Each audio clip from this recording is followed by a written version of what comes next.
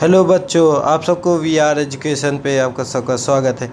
आप सब से फिर मिलते हुए बहुत खुशी हो रही है। आज हम पढ़ेंगे नेफ्रॉन क्या होता है, और जो आज पढ़ेंगे वो 11-12 तक आप सबको काम आएगा। नेफ्रॉन के बारे में, नेफ्रॉन पार्ट होता है किडनी का, आप सबको पहले से पता होगा। Nephron structural and functional unit of kidney. क्या? Structural and functional unit of kidney. Nephron million complex tubular structure. Nephron दो पार्ट होते हैं, एक ग्लोमेरुलस होता है, एक रीनल ट्यूब्यूल्स होता है। ये 11 तक 12 तक काम आएगा नेफ्रॉन, जो मैं बताऊंगा आज। ग्लोमेरुलस चलो पहले समझते हैं। इसमें tuft of capillaries form by afferent और आर्टरीज। इसका मतलब क्या होता है? चलिए इसको मैं डायग्राम से आप सबको समझाता हूँ। पहले ग्लोमेरुलस, ये डायग्राम होता है ये नेफ्रॉन का। इसे आप सब जानते होंगे, पढ़ रहे होंगे पूरा 10 से 9 से। ये होता है बॉमन कैप्सूल। ये इफरेंट आर्टरीज, ये afferent artery. Afferent artery efferent artery पढ़ने का मतलब, हाँ, ए से आना, ई से एग्जिट, आना एग्जिट। ये यहाँ से आता है, यहाँ चला जाता है ये फ्रेंड। और ये होता है टफ ऑफ कैपिलरीज, जो यहाँ आपने पढ़ा ग्लोमेरुलर टफ ऑफ कैपिलरी, यही होता है। ये सबको समझ में आया? ये Bowman capsule, tough of capillary आता है आर्टरीज, एफरेंट एग्जिट होता है।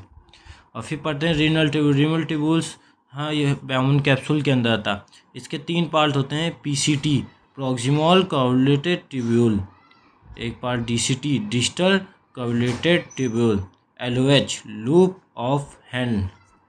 अब चलो आपको रीनल ट्यूब्यूल ग्लोमेरुलस आपको समझ आया। रीनल ट्यूब्यूल आपको बताते हैं क्या होता है, इसको भी अब डायग्राम के हेल्प के बताया। रीनल ट्यूब्यूल ये पूरा नेफ्रॉन का स्ट्रक्चर है। इतना अच्छा डायग्राम आता नहीं, आप सब बना के देख लिया। इसमें वही है, एफरेंट आर्टरीज इफरेंट आर्टरीज, आता है जाता है, आना एग्जिट, याद कर। टफ ऑफ कैपिलरीज ये है, ये बॉमन कैप्सूल है। अब पीसीटी मैंने क्या बताया था? पीसीटी ये होता है। एलओएच लूप ऑफ हैंड ये होता है, और ये असेंडिंग डिसेंडिंग होता है।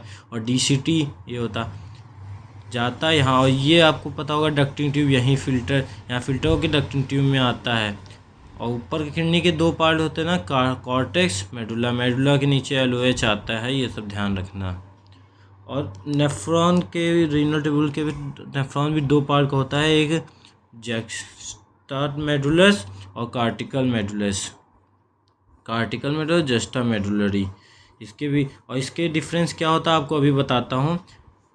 कार्टिकल में एलओएच जो हमने पढ़ा अभी, ये short and extend very little medullas होता है। और जस्टा मेडुलरी क्या होता है? LOH long and run tube medullas, ये लॉन्ग रन होता है, ये शॉर्ट होता है। ये बस ये याद रखो। जो लूप ऑफ हैंड है, इसमें कार्टिकल में शॉर्ट होगा और जस्टा में लॉन्ग होता है। ये नेफ्रॉन के दोनों पार्ट हैं। ये आपको 12 तक काम आएगा जो बात है।